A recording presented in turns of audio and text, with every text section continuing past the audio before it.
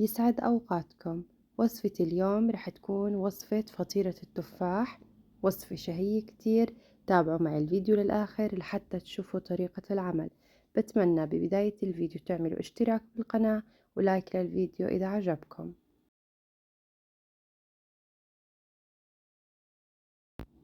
في البداية رح أنزل 400 جرام من الطحين الأبيض، تقريبا كوب ونصف كبار.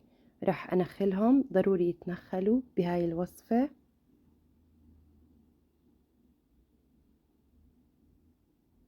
رح أنزل عليهم ربع ملعقة صغيرة من الملح، 3 ملاعق صغار من السكر،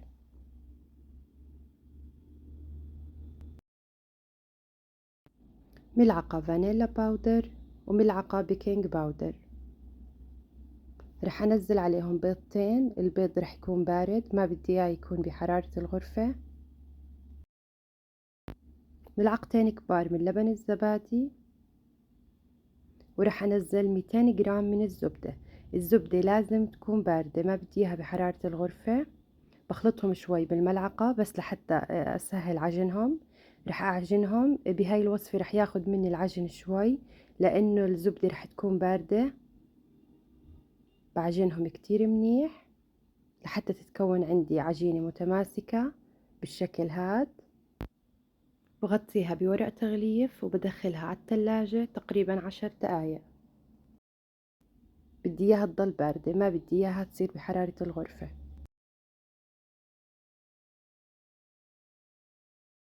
رح اقطع العجينة لقطعتين، برجع واحدة على الثلاجة لحتى استخدمها، وببدأ بالثانية.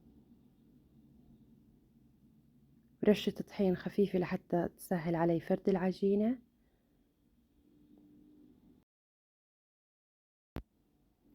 بفردها بشكل متساوي، بدي اياها تكون نفس السماكة. هلأ بنزلها على البايركس قبل بدهنه بدهنة خفيفة بالزبدة. رح نزلت أول طبقة، بفرغها بالشوكة لحتى ما بدي إياها كتير على الخبز تنفخ معي. ودهنة خفيفة من النشا. النشا بيمتص أي سوائل إذا كان بالمربى.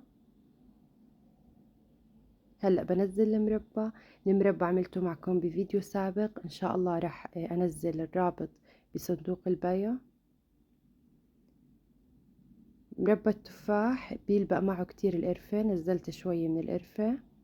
هلأ رح أحط الطبقة الثانية، برجع بفردها. طبعا اختياري، بقدر أحط الطبقة مثل ما هي، وبقدر أعملها بشكل تاني. أنا حبيت أعملها بهذا الشكل، بيعطي الفطيرة شكل كتير حلو. أول شي ببدأ بالقطع الطويلة، بنزلها مثل ما هو واضح بالفيديو. طبعا اختياري.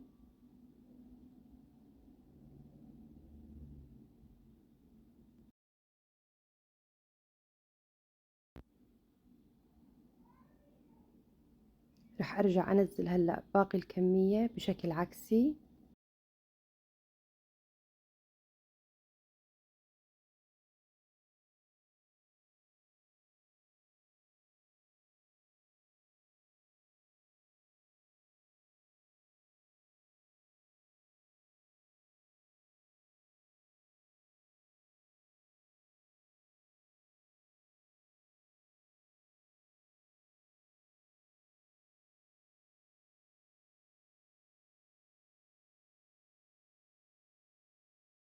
رح أظبط شكل الأطراف بشوكة، بدخلها على فرن محمى مسبقا على درجة حرارة 180، تقريبا من نصف ساعة ل40 دقيقة.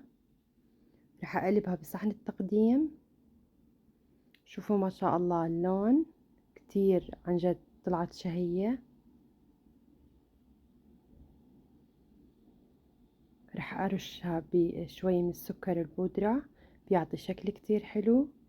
طلعت عندي كتير شهية وريحتها بتجنن.